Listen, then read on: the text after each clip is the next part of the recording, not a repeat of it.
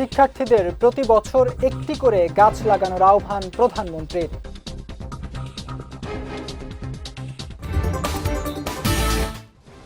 শেখ হাসিনাকে ফিরিয়ে এনে রায় কার্যকর করা হবে জানালেন স্বরাষ্ট্রমন্ত্রী।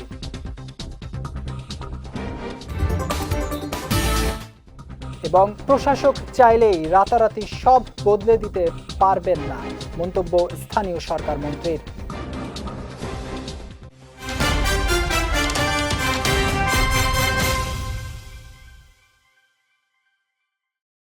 আসসালামু আলাইকুম। পুষ্টিচা নিবেদিত বিজয় রাতের সংবাদে আমন্ত্রণ জানাচ্ছি আমি জাওয়াদ অন্তু। শুনছিলেন শিরোনাম, এবারে বিস্তারিত। শিক্ষার্থীদের প্রতি বছর একটি করে গাছ লাগানোর আহ্বান জানিয়েছেন প্রধানমন্ত্রী তারেক রহমান। একই সঙ্গে দেশকে আরও সবুজ করে গড়ে তুলতে সবার প্রতি আহ্বান জানিয়েছেন তিনি। সকালে রাজধানীর আগারগাঁওয়ের বাংলাদেশ চীন মৈত্রী সম্মেলন কেন্দ্রে দেশব্যাপী সরকারি প্রাথমিক বিদ্যালয়ে বৃক্ষরোপণ কর্মসূচির উদ্বোধনকালে তিনি এই আহ্বান জানান। তারেক রহমান বলেন, এভাবে প্রতি বছর তোমরা একটি করে গাছ সম্পর্কে নতুন কিছু জানতে পারবে। স্কুলে লাগানো গাছ বড় হলে সেটি তোমাদের ছায়া দেবে, ক্লান্ত হলে তোমরা সেই গাছের নিচে বিশ্রাম নিতে পারবে। অনুষ্ঠানে প্রাথমিক শিক্ষা পদক তুলে দেওয়া হয়। এছাড়া শিক্ষাক্ষেত্রে বিশেষ অবদান রাখার স্বীকৃতিস্বরূপ ব্যক্তি ও প্রতিষ্ঠানকে সম্মাননা দেওয়া হয়। ব্যক্তি পর্যায়ে 15টি ক্যাটাগরিতে 12,384 জন এবং প্রতিষ্ঠান পর্যায়ে 2টি ক্যাটাগরিতে 65,546 প্রতিষ্ঠানের মধ্য থেকে নির্বাচিত শ্রেষ্ঠ ব্যক্তি ও প্রতিষ্ঠান এই সম্মাননা লাভ করে। অনুষ্ঠান শেষে প্রধানমন্ত্রী দেশব্যাপী সরকারি প্রাথমিক বিদ্যালয়ে বৃক্ষরোপণ কর্মসূচির আনুষ্ঠানিক উদ্বোধন করেন। বৃক্ষরোপণ কর্মসূচির উদ্বোধনের পর প্রধানমন্ত্রী প্রাণ প্রকৃতি বিষয়ক শিশু শিক্ষার্থীদের তৈরি বিভিন্ন প্রকল্প ঘুরে দেখেন। তোমার স্কুলে হোক, সেটি তোমার বাসার আশেপাশে হোক, যেখানে যেখানে মনে করবে একটি গাছ রোপণ করা যাবে, তোমাদের সকলের কাছে আমার অনুরোধ, একটি করে গাছ রোপণ করবে। এবং ওই গাছটি কি গাছ, ওই গাছটি কতদিন বাঁচে, ওই গাছটি কত পরিমাণ অক্সিজেন প্রডিউস করে, ওই গাছটি মানুষের কি কি উপকারে লাগে, এবং এই বিষয়গুলো তোমরা বিভিন্ন ইন্টারনেট ঘেটে বিভিন্ন ভাবে তোমরা রিসার্চ করবে। তাহলে প্রতি বছর তুমি একটি গাছ সম্পর্কে জানতে পারবে। শেখ হাসিনাকে দেশে ফিরিয়ে এনে আইন অনুযায়ী গ্রেফতার ও বিচারের মুখোমুখি করা হবে বলে মন্তব্য করেছেন স্বরাষ্ট্রমন্ত্রী সালাহউদ্দিন আহমদ। বিকেলে ছাত্রদলের উদ্যোগে ঢাকা বিশ্ববিদ্যালয়ের টিএসসি অডিটোরিয়ামে আয়োজিত গণ অভ্যুত্থানের বাঁক বদলের দিন শীর্ষক আলোচনা সভায় তিনি এই মন্তব্য করেন। বলেন, শেখ হাসিনার আত্মসমর্পণের কোনো সুযোগ নেই। যদি তার আপিল করার সুযোগ থাকে সেটা আইন আদালত দেখবে। তিনি আরও বলেন, আওয়ামী লীগের ইতিহাস বারবার গণতন্ত্রকে হত্যা করার ইতিহাস। সংগঠন হিসাবে আওয়ামী লীগকেও বিচারের মুখোমুখি করা হবেই। এ সময় দেশে আর ফ্যাসিবাদী শক্তি ফিরে আসবে না বলেও মন্তব্য করেন স্বরাষ্ট্রমন্ত্রী। যদি আমাদের মধ্যে বিভক্তি আসে, ফ্যাসিবাদ বিরোধী গণতান্ত্রিক আন্দোলনে যে ঐক্য গড়ে উঠেছিল, সেই ঐক্য যদি আমরা ধরে রাখতে না পারি, তাহলে কেবলই ফ্যাসিবাদের ফিরে আসার পথ উন্মুক্ত হবে। আজকে ফ্যাসিবাদী স্বৈরাচারী হাসিনা একটি দেশে, তার অবশ্য নিজ দেশে যে আশ্রয় গ্রহণ করেছে, ওখান থেকে বড় বড় কথা বলছে। অনেকে বলছে মুর্দা কাফন পুড়ে কথা বলছে, সেটা জায়েজ নাই। সে বলছে বাংলাদেশে প্রত্যাবর্তন করবে। আমরা তো তার প্রত্যাবর্তন চেয়েছি আইনানুগ ভাবে, এক্সট্রাডিশন চুক্তি অনুসারে। ইন্টারিম গভর্নমেন্টের সময় পত্র দেওয়া হয়েছে, আমরা তাগাদা পত্র দিয়েছি। আমরা চাই তাকে দেশে ফিরিয়ে এনে তার রায় কার্যকর করা হবে। গতকাল পার্লামেন্টে আমি স্পষ্টভাবে বলেছি, তার আত্মসমর্পণের কোনো সুযোগ নাই। তাকে প্রথমেই গ্রেফতার করা হবে, তাকে ফিরিয়ে নিয়ে এসে এবং রায় কার্যকর করা হবে। যদি তার আপিল করার কোনো অধিকার থাকে, সেটা আইন আদালত দেখবে। বর্ষা এলেই রাস্তা কাটা শুরু হয়, কারণ ওই সময় অর্থ ছাড়ও শুরু হয়। প্রশাসক চাইলেই রাতারাতি সব বদলে দিতে পারবেন না বলে মন্তব্য করেছেন স্থানীয় সরকার মন্ত্রী মির্জা ফখরুল ইসলাম আলমগীর। সকালে রাজধানীর গুলশানে ডিএনসিসির সম্মেলন কক্ষে নগরের বর্জ্য ব্যবস্থাপনা শীর্ষক সেমিনারে তিনি বলেন, সিটি কর্পোরেশনকে সরকারে পরিণত করতে না পারলে নগরীর বর্জ্য ব্যবস্থাপনা সমস্যার সমাধান হবে না। ওয়াসা, বিদ্যুৎ বিভাগ ও রাজুক সহ সংশ্লিষ্ট সব প্রতিষ্ঠানের সমন্বয়ে সিদ্ধান্ত নিতে হবে। মন্ত্রী আরও বলেন, জনসচেতনতা ছাড়া বর্জ্য ব্যবস্থাপনার উন্নয়ন সম্ভব নয়। নাগরিকদের নিজেদের রাস্তা ও পরিবেশ পরিষ্কার রাখার দায়িত্ববোধ তৈরি করতে হবে।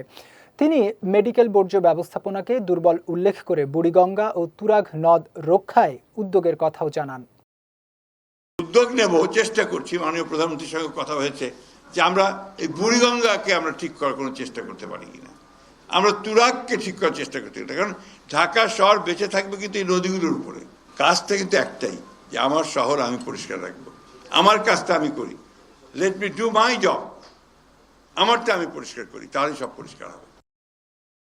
প্রতিকূল আবহাওয়া বা অনিবার্য কারণে যারা কোনো বিষয়ে এইচএসসি পরীক্ষা দিতে পারেননি তারা চট্টগ্রাম বোর্ডের সঙ্গে অভিন্ন প্রশ্নপত্রে একই তারিখে পরীক্ষা দিতে পারবেন বলে জানিয়েছেন শিক্ষামন্ত্রী ডক্টর আ.ন.ম এহসানুল হক মিলন।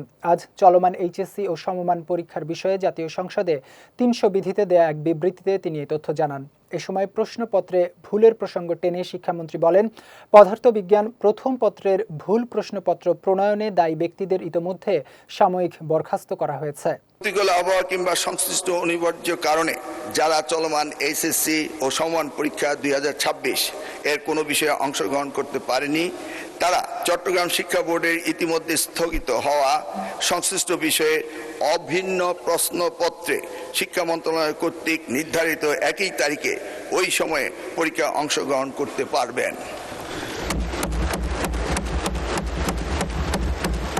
মাননীয় স্পিকার, যেহেতু এইচএসসি পরীক্ষা শিক্ষার্থীদের জীবনে একটি অত্যন্ত গুরুত্বপূর্ণ ধাপ, তাই বিশেষ বিবেচনায় এই বিশেষ সুযোগ প্রদান করা হলো।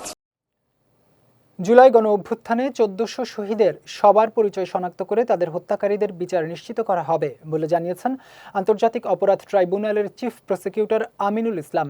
আজ রায়ের বাজার বুদ্ধিজীবী কবরস্থানে জুলাই গণ অভ্যুত্থানে নিহতদের গণকবর পরিদর্শন শেষে তিনি একথা জানান। বলেন, জুলাই আন্দোলনে একটি হাসপাতাল থেকে কিছু মরদেহ নদীতে ভাসিয়ে দেওয়ার তথ্য পাওয়া গেছে, সে বিষয়ে তদন্ত চলছে। একই সঙ্গে এই ঘটনায় যারা জড়িত রয়েছে তাদেরও বিচারের আওতায় আনা হবে। চিফ প্রসিকিউটর আরও বলেন, ঢাকার মাতুয়াইল, জুরাইন, নারায়ণগঞ্জ ও মুন্সিগঞ্জে জুলাই আন্দোলনে নিহতদের গণকবরের সন্ধান পেয়েছে তদন্ত সংস্থা। জাতির কাছে আমাদের কমিটমেন্ট যে প্রত্যেকটি শহীদের আমরা তাদেরকে শনাক্ত করে প্রত্যেকটি শহীদের বিচার আমরা বাংলার মাটিতে নিশ্চিত করতে চাই এবং ইনশাল্লাহ আমরা কোনো অপরাধী এই হত্যাকাণ্ডের সাথে, এই জেনোসাইডের সাথে যারা সম্পৃক্ত, কোনো অপরাধী যাতে পার পেয়ে না যায়, আমরা সেইভাবে আমরা কাজ করছি। আমরা আপনাদের মাধ্যমে আমরা জাতিকে প্রতিশ্রুতি দিতে চাই যে এই গণহত্যার সাথে যারা জড়িত, রাষ্ট্রের যত বড় ব্যক্তি হোক, রাষ্ট্রযন্ত্র যারাই জড়িত থাকুক, এবং যারা এই এর মধ্যে তারা যদি মনে করে থাকেন যে তারা পার পেয়ে গেছেন, তারা বুকার স্বর্গে বাস করছেন, আমরা আমাদের ইনভেস্টিগেশন, আমাদের প্রসিকিউশন টিম এই প্রত্যেকটির বিচার ইনশাআল্লাহ আমরা বাংলার মাটিতে নিশ্চিত করব। এবার পুষ্টি চিনি গুঁড়া চাল নিবেদিত জেলা সংবাদ।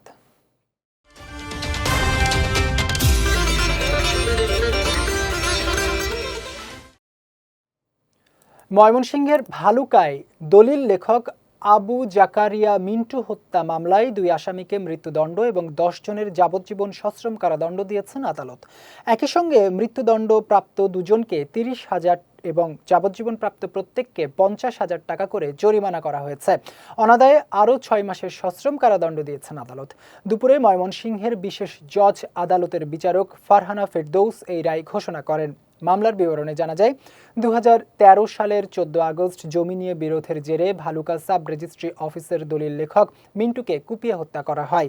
ঘটনার পর নিহতের স্ত্রী ভালুকা মডেল থানায় মামলা করেন। তদন্ত শেষে 2015 সালের 13 অক্টোবর পুলিশ 12 জনের বিরুদ্ধে অভিযোগপত্র দেন। 18 সাক্ষীর সাক্ষ্য গ্রহণ শেষে আদালত আজ এই রায় দেন। চুয়াডাঙ্গার দামুড়হুদা সীমান্ত দিয়ে ভারতে পাচারের সময় 8টি স্বর্ণের বারসহ মিজানুর রহমান নামে এক পাচারকারীকে আটক করেছে বিজিবি। সকালে উপজেলার মুন্সিপুর সীমান্ত এলাকায় অভিযান চালিয়ে তাকে আটক করা হয়। বিজিবি জানায়, গোপন তথ্যের ভিত্তিতে মুন্সিপুর সীমান্তে বিশেষ টহল জোরদার করা হয়। এ সময় কার্পাসডাঙ্গা বাজার থেকে মোটরসাইকেলে আসা এক ব্যক্তিকে সন্দেহ হলে থামিয়ে তল্লাশি চালানো হয়। পরে তার কোমরে লুঙ্গির ভাঁজে টেপ দিয়ে মোড়ানো একটি প্যাকেট থেকে 8টি স্বর্ণের বার উদ্ধার করা হয়। উদ্ধার হওয়া স্বর্ণের বারের আনুমানিক বাজার মূল্য 1,76,00,000 টাকা। এছাড়া তার কাছ থেকে একটি মোবাইল ফোন ও ব্যবহৃত মোটরসাইকেলও জব্দ করা হয়েছে। দিনাজপুরের ফুলবাড়ি সীমান্ত এলাকায় অভিযান চালিয়ে বিপুল পরিমাণ ভারতীয় মাদকদ্রব্য জব্দ করেছে বিজিবি। সকালে ফুলবাড়ি ব্যাটালিয়ন ২৯ বিজিবির দাইনুর বিওপির সদস্যরা মাদক ও চোরাচালান বিরোধী বিশেষ অভিযান পরিচালনা করেন। এ সময় বাংলাদেশের অভ্যন্তরে মালিকবিহীন অবস্থায় ৪,৯৯০ পিস ভারতীয় নেশাজাতীয় ট্যাবলেট এবং ৩১ বোতল স্কফ সিরাপ উদ্ধার করা হয়। জব্দকৃত মাদকদ্রব্যের আনুমানিক বাজার মূল্য ৪,১১,০০০ টাকা বলে জানিয়েছে বিজিবি। সীমান্ত এলাকায় মাদক ও চোরাচালান প্রতিরোধে অভিযান অব্যাহত থাকবে বলে জানিয়েছে সংশ্লিষ্ট ব্যাটালিয়ন। ঠাকুরগাঁও সদর উপজেলার জামালপুর ইউনিয়নে পাট কাটতে গিয়ে বজ্রপাতে আনোয়ার প্রভু ও তার ছেলে নিমায়ের মৃত্যু হয়েছে। দুপুরে ওই ইউনিয়নের মোহাব্বতপুর গণেশপাড় গ্রামে এই ঘটনা ঘটে। বিষয়টি নিশ্চিত করেছেন ঠাকুরগাঁও সদর থানার অফিসার ইনচার্জ শাহজাহান আলী। পুলিশ জানায়, সকাল থেকেই বাড়ির পাশের পাট খেতে আনোয়ার প্রভু ও তার ছেলে নিমাই একসঙ্গে পাট কাটতে যান। হঠাৎ দুপুরের দিকে বৃষ্টি শুরু হলে বজ্রপাতের ঘটনা ঘটে। এতে ঘটনাস্থলেই বাবা ও ছেলে গুরুতর আহত হয়ে নিহত হন। এবার পুষ্টি নিবেদিত আন্তর্জাতিক প্রসঙ্গ।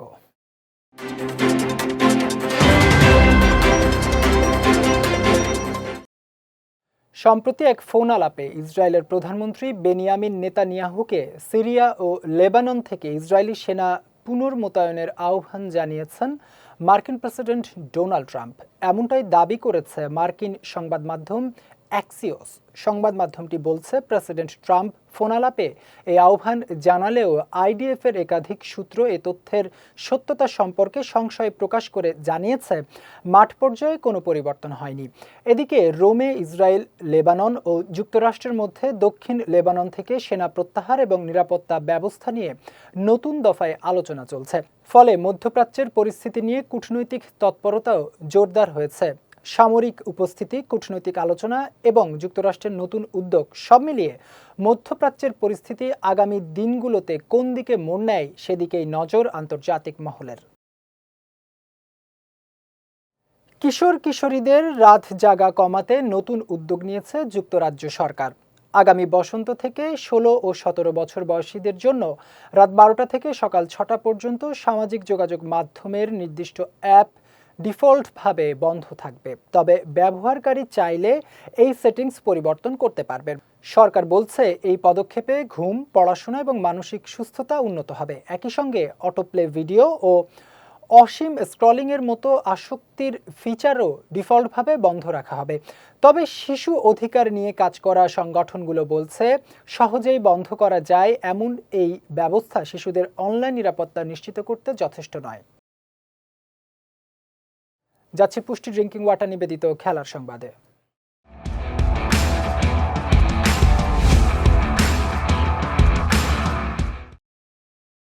আফগানিস্তানের বিপক্ষে গুরুত্বপূর্ণ ওয়ানডে সিরিজকে সামনে রেখে ভিন্নধর্মী কৌশল নিয়েছে আয়ারল্যান্ড। প্রতিপক্ষ সম্পর্কে আরও গভীর ধারণা পেতে আফগানিস্তানের সাবেক প্রধান কোচ জোনাথন ট্রটকে স্বল্পমেয়াদী পরামর্শক হিসেবে নিয়োগ দিয়েছে ক্রিকেট আয়ারল্যান্ড। আগামী 2 সপ্তাহ সিনিয়র দলের সঙ্গে কাজ করবেন ইংল্যান্ডের সাবেক এই ব্যাটার। প্রস্তুতি পর্বে কোচিং স্টাফকে সহায়তার পাশাপাশি সিরিজের প্রথম 2 ওয়ানডেতেও কৌশলগত পরামর্শ দেবেন তিনি। 2026 টি-20 বিশ্বকাপের পর আফগানিস্তানের দায়িত্ব ছাড়েন ট্রট। প্রায় 4 বছরের মেয়াদে তার অধীনে প্রথমবারের মতো টি-20 বিশ্বকাপের সেমিফাইনালে ওঠে আফগানিস্তান। পাশাপাশি বিশ্বের শীর্ষ দলগুলোর বিপক্ষেও নিজেদের শক্ত প্রতিদ্বন্দ্বী হিসেবে প্রতিষ্ঠিত করে দলটি। 5 আগস্ট শুরু হবে 5 ম্যাচের ওয়ানডে সিরিজ। প্রথম 2টি ম্যাচ অনুষ্ঠিত হবে ব্রেডিতে, আর শেষ 3টি ম্যাচ হবে স্টরমন্টে।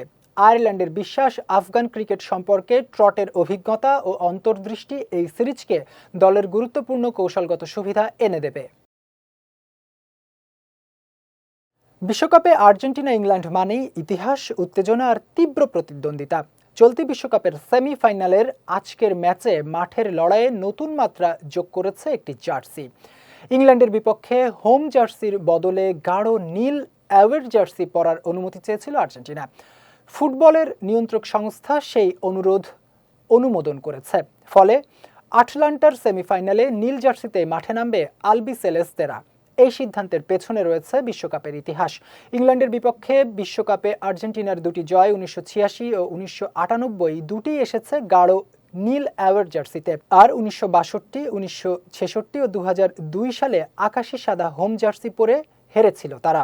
ইতিহাসকে শুভ লক্ষণ হিসেবেই দেখছে আর্জেন্টিনা।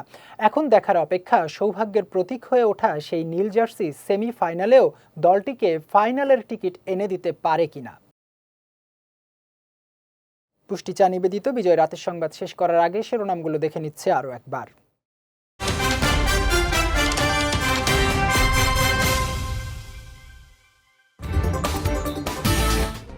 শিক্ষার্থীদের প্রতি বছর একটি করে গাছ লাগানোর আহ্বান প্রধানমন্ত্রীর।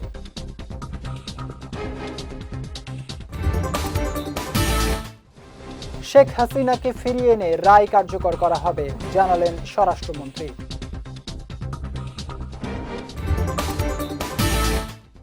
এবং প্রশাসক চাইলেই রাতারাতি সব বদলে দিতে পারবেন না, মন্তব্য স্থানীয় সরকার মন্ত্রীর।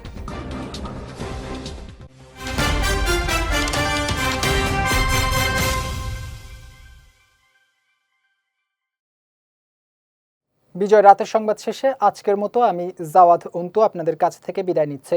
আগামীকাল একই সময়ে নতুন সব খবর দেখতে চোখ রাখুন বিজয় টিভিতে। এছাড়াও আজকের বিজয় রাতের সংবাদের ভিডিও দেখতে পারেন আমাদের ইউটিউব এবং ফেসবুক পেজে।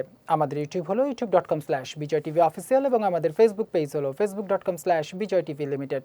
এতক্ষণ সঙ্গে থাকার জন্য ধন্যবাদ সবাইকে।